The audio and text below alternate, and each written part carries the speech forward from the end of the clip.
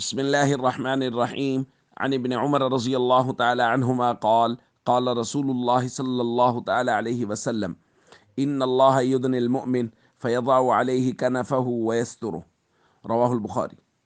نبی کریم صلی اللہ علیہ وسلم نے ارشاد فرمایا، اللہ تعالیٰ مومن کو اپنے نزدیک بلائیں گے اور اس پر اپنا پردہ ڈال کے اسے چھپا لیں گے۔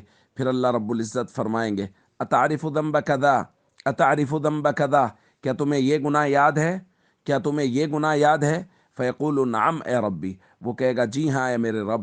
حتی اذا قررہ بذنوبہ، یہاں تک کہ جب وہ اپنے گناہوں کا اقرار کر لے گا، ورأى فی نفسہ انہ ہلک، اور وہ دل ہی دل میں یہ سوچ لے گا کہ اب تو وہ ہلاک ہو گیا، تو اللہ رب العزت فرمائیں گے سترتھا علیک فی الدنیا، میں نے دنیا میں بھی تیرے گناہوں پر پردہ ڈالا، وانا اغفرھا لک اليوم، اور میں آج بھی اعلان کرتا ہوں کہ میں رب العالمین تمہیں بخشتا ہوں۔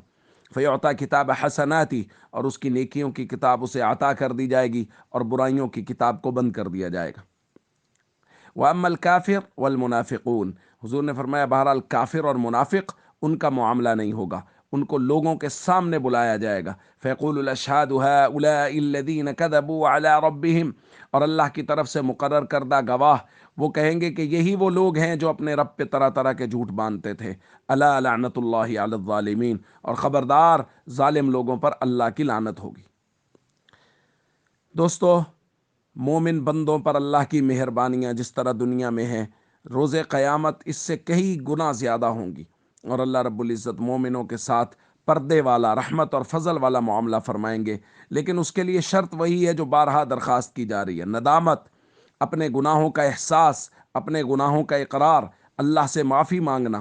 فرائض و ارکان اسلام اگر چھوٹ رہے ہیں تو اللہ سے معافی مانگیں اور ان کی پابندی شروع کریں۔ نبی کریم صلی اللہ علیہ وسلم کی زندگی کے مطابق اگر زندگی نہیں گزاری جا رہی تو اس سے معافی مانگیں، اللہ رب العزت کے سامنے توبہ کریں اور اقرار کریں کہ ہم سے یہ غلطی ہوئی ہے۔ جب بندہ اقرار کرتا ہے، جب بندہ اپنے گناہ کو مان لیتا ہے تو اللہ رب العزت کی رحمت متوجہ ہوتی ہے، اور وہ دنیا میں بھی متوجہ ہوگی، اور آخرت میں اللہ رب العزت اپنی رحمتوں والے پردے ڈالیں گے اور پردے ڈال کے بندے کو، مومن کو معاف کر دیں گے۔